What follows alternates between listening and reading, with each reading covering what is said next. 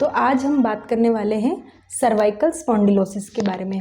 Cervical spondylosis क्या होता है? सुनने में तो बहुत ही डिफ़िकल्ट टर्म लगती है ये, लेकिन इसमें होता क्या है? सर्वाइकल का मतलब होता है हमारी गर्दन, मतलब जो हमारी गर्दन के आसपास का हिस्सा होता है उसे हम सर्वाइकल कहते हैं। और स्पॉन्डिलोसिस मतलब स्पॉन्डी मतलब हमारी स्पाइन, रीढ़ की हड्डी, और लॉसिस का मतलब तो आपको पता ही होगा, किसी भी चीज़ का लाइसिस या लॉसिस मतलब उसका डीजनरेशन होना या उसका टूटना या उसका ख़त्म होना। तो अगर हम इस टर्म को कंटिन्यू करें तो हमारी गर्दन की जो स्पाइन के पास की जो हड्डियां होती है उनका डीजनरेशन होना। डीजनरेशन मतलब धीरे धीरे हड्डियां टूट करके और ख़त्म होना या उनका शेप इरेगुलर हो जाना। तो इसमें होता क्या है कि जब हमारे सर्वाइकल रीजन की जो स्पाइनल कॉर्ड की जो छोटी छोटी हड्डियां होती हैं उनका जब डीजनरेशन होने लगता है तो वो हड्डियां कमज़ोर हो जाती है, जिसकी वजह से जो हमारी स्पाइनल कॉर्ड के अंदर जो लचीला सा जो हिस्सा पाया जाता है जिसे हम स्पाइनल फ्लूइड कहते हैं या जिसे हम स्पाइनल डिस्क कहते हैं, वो जो डिस्क होती है वो बहुत ही लचीली और बहुत ही रबर की तरह सॉफ्ट होती है।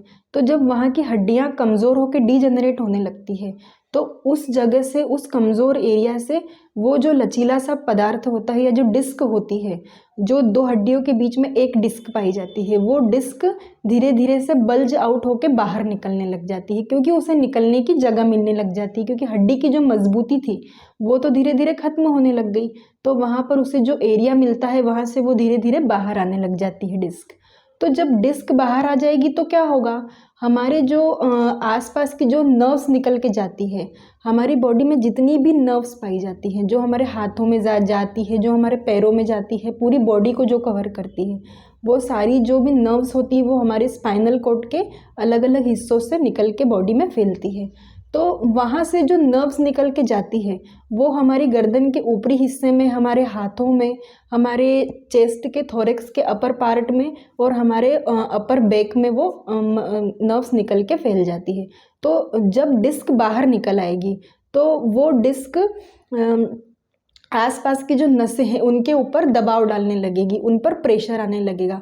तो उस वजह से वो जो नसें होती है वो अपने आप ही दब जाएंगी, क्योंकि उनके ऊपर एक प्रेशर पड़ रहा है, वो नॉर्मल फ्लो नहीं कर पाएगी।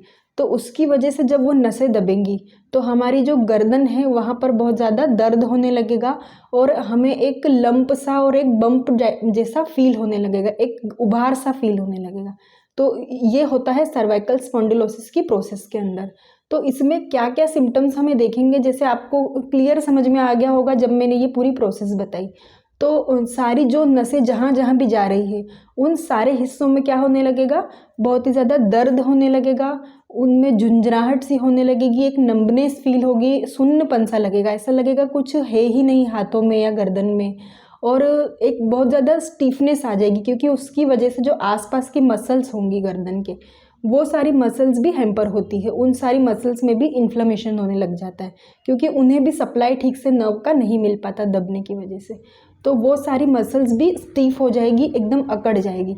तो व्यक्ति जब भी अपनी गर्दन की मूवमेंट करने लगेगा, उसे हिलाएगा डुलाएगा, तो उस वक्त उसे बहुत ज़्यादा तकलीफ होगी, गर्दन हिलने में बहुत दर्द होगा, इसीलिए वो कोशिश करेगा कि उसे मूवमेंट नहीं करना पड़े। व्यक्ति को बिल्कुल अच्छा नहीं लगेगा मूवमेंट करने में, गर्दन पूरी चौक हो जाएगी उसकी, उसके हाथ पूरे सुन्न पड़ जाएंगे, हाथों को भी हिलाने की इच्छा नहीं करेगी, क्योंकि उनमें भी दर्द बना हुआ रहेगा, एक लालपन सा गर्दन वाले हिस्से में उसे महसूस होने लग जाएगा। तो ये सारे सिम्टम उसे देखने को मिलेंगे जब सर्वाइकल स्पॉन्डिलोसिस की प्रोसेस होगी बॉडी में। अब ये होता क्यों है, क्या क्या कारण है? तो इसका सबसे जो पहला कारण है वो है कि व्यक्ति की हड्डियां जब कमज़ोर हो जाती है या उनकी हड्डियों में किसी तरीके का एकदम से जर्क लगता है या वो गिर जाए, उसे कोई इंजरी हो जाए, गर्दन में कोई इंजरी हो जाए, तो उस वजह से उसे सर्वाइकल स्पॉन्डिलोसिस की प्रोसेस हो सकती है। एक फैक्टर है रूमेटेड आर्थराइटिस।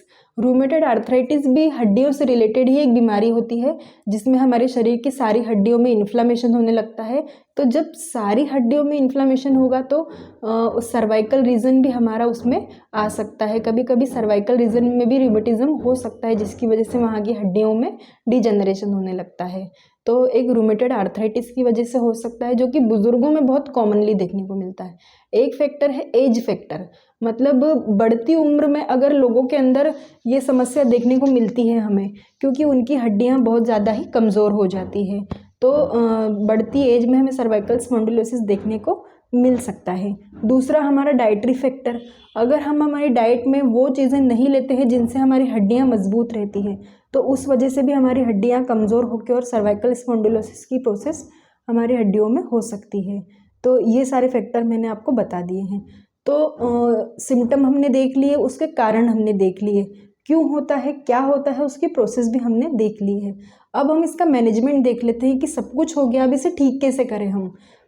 तो होता क्या है कि आपकी गर्दन की मूवमेंट नहीं हो रही है ठीक से, आप स्टिफ हो चुके हैं, आप हिला डुला नहीं पा रहे हैं। तो इसके लिए जो सबसे बेस्ट तरीका होता है, एक कारण उसका रह गया बताना कि जब पोस्चरल डिफेक्ट होता है, मतलब अगर आप ऑफिस वर्क कर रहे हैं या कोई भी ऐसा काम है जो कंटिन्यू आपकी पोस्चर को डिफेक्ट डालता है, तो इस तरीके के पोस्चर की वजह से भी आपका स्पॉन्डिलोसिस की प्रोसेस हो सकती है। तो हम जब भी बैठें तो अपना पोस्चर एकदम मेंटेन करके बैठें, बिल्कुल ही सही तरीके से गर्दन को रखना चाहिए। लंबे टाइम तक अगर हम आड़े तिरछे पोस्चर लेके बैठते हैं तो उससे भी ये समस्या बहुत आसानी से हमें हो जाती है। तो मैनेजमेंट में सबसे पहला तो हम अगर थोड़ा बहुत स्पॉन्डिलोसिस हुआ है तो हम उसे रेस्ट करके भी ठीक कर सकते हैं, और अगर बहुत ज़्यादा प्रॉब्लम हो रही है, बिल्कुल ही गर्दन नहीं हिल रही, बहुत कंटिन्यू पेन बना हुआ है, तो आपको योगा या फिजियोथेरेपी के लिए तुरंत जाना चाहिए, क्योंकि 70% रिलीफ तो हमें फिजियोथेरेपी और योगा से मिल जाता है सर्वाइकल स्पॉन्डिलोसिस में। ये बहुत ही कारगर होता है इसके लिए। तीसरा है मेडिकेशन करके, तो मेडिकेशन में भी दवाइयाँ सिर्फ इन्फ्लेमेशन को हटा सकती है। हमें अपनी गर्दन की मूवमेंट को फिर से लाना है तो हमें अपनी डाइट के ऊपर ध्यान देना चाहिए। डाइट में हमें कुछ ऐसी चीज़ें लेनी पड़ेगी जिनमें कैल्शियम बहुत ज़्यादा अमाउंट में प्रेजेंट हो, ताकि हमारी हड्डियों को एक मजबूती सी मिले और बल्जिंग डिस्क ना हो। तो ये सारे उसके मैनेजमेंट हो गए। आपको अपनी गर्दन को हल्का फुल्का सा मूव करते रहना है ताकि वो बहुत ज़्यादा स्टिफ ना हो जाए, क्योंकि आप जितना उसे रेस्ट में रखेंगे दर्द के दरमियान तो वो उतना ज़्यादा स्टिफ होती जाएगी। तो हल्की फुल्की एक्टिविटी करने की कोशिश करें। हाँ, साथ ही आपको बहुत ज़्यादा हेवी वेट नहीं उठाना है। आप अगर ऐसी कंडीशन में बहुत ज़्यादा हेवी वेट उठाते हैं तो जो आपकी डिस्क बल्ज हुई थी, जो बाहर निकल के आई थी, जिससे आपकी नसें दब रही थी, वो और ज़्यादा बाहर निकल के आ सकती है, क्योंकि उसे अब जगह मिल गई है बाहर आने की। तो थोड़ा सा भी प्रेशर उसको बाहर आने में बहुत ज़्यादा हेल्प कर देगा। तो आपको वज़न नहीं उठाना है जब आपको सर्वाइकल स्पॉन्डिलोसिस की प्रोसेस होती है। तो ये सारी चीज़ें मैंने आपको बता दी है। अब हम इसके होम्योपैथिक मैनेजमेंट की तरफ आ जाते हैं। तो सबसे पहली जो मेडिसिन है सिमिसिफ्यूगा। अगर आपकी बॉडी में छोटे छोटे जॉइंट्स में बहुत ज़्यादा दर्द है, उसी के साथ में अगर आपको सर्वाइकल स्पॉन्डिलोसिस की प्रॉब्लम भी हो जाती है, तो ऐसी कंडीशन में और दर्द बहुत ज़्यादा होता है, ऐसा कटने वाला दर्द होता है, तब आपको सिमिसिफ्यूगा मेडिसिन के बारे में सोचना चाहिए। ये मेडिसिन बहुत ही अच्छा वर्क कर सकती है। एक मेडिसिन है रस्टॉक्स। जब ठंडे मौसम में कहीं ठंडे में बाहर आप घूमने गए और उसके बाद आपको ये प्रॉब्लम हो रही है, या आपको ठंड की वजह से कोई भी कंप्लेंट बहुत जल्दी अराइज हो जाती है, तो उस टाइम पर आपको रस्टॉक्स मेडिसिन की लोअर पोटेंसी यूज़ करना चाहिए। एक मेडिसिन है जेल्सिमियम। जब हॉट वेदर में, जब आप किसी बहुत ज़्यादा ग्रीफ में हो, टेंशन में हो, और उस टाइम पर अगर आपको ये प्रॉब्लम है तो आप जेल्सिमियम मेडिसिन के लोअर डोज यूज़ करेंगे तो आपको इसके बहुत अच्छे रिजल्ट देखने को मिल सकते हैं। एक मेडिसिन है अर्निका। अगर आपको किसी चोट की वजह से सर्वाइकल स्पॉन्डिलोसिस की प्रॉब्लम होती है तो अर्निका मेडिसिन की 30 या 200 पोटेंसी आपको बहुत ही अच्छा रिलीफ दिलवा सकती है। तो ये सारी मेडिसिन मैंने आपको बता दी है। एक मेडिसिन है डल्कामारा। डल्कामारा मेडिसिन जो लोग ठंडे वेदर में परमानेंटली रहते हैं, या डैम्प वेदर में रहते हैं, या बेसमेंट में रहते हैं, और उन लोगों को ये सारी प्रॉब्लम्स होती है, तो उन लोगों के लिए डल्कामारा मेडिसिन की 30 या 200 पोटेंसी कुछ दिनों तक लेने पर बहुत ही अच्छा रिलीफ दे सकती है। अगर आप हमारे वीडियोस को पसंद करते हैं तो इन्हें लाइक करें, चैनल को शेयर सब्सक्राइब करें, बेल नोटिफिकेशन को प्रेस करें। और अगर आपको अपने इस समस्या के लिए मुझसे कांटेक्ट करना है तो मेरा नंबर नीचे डिस्क्रिप्शन बॉक्स में मैंने दे दिया है, तो आप उस पर मुझसे संपर्क कर सकते हैं। अगर आपकी कोई भी समस्या है तो उसका सॉल्यूशन आपको इस चैनल पर मिल जाएगा।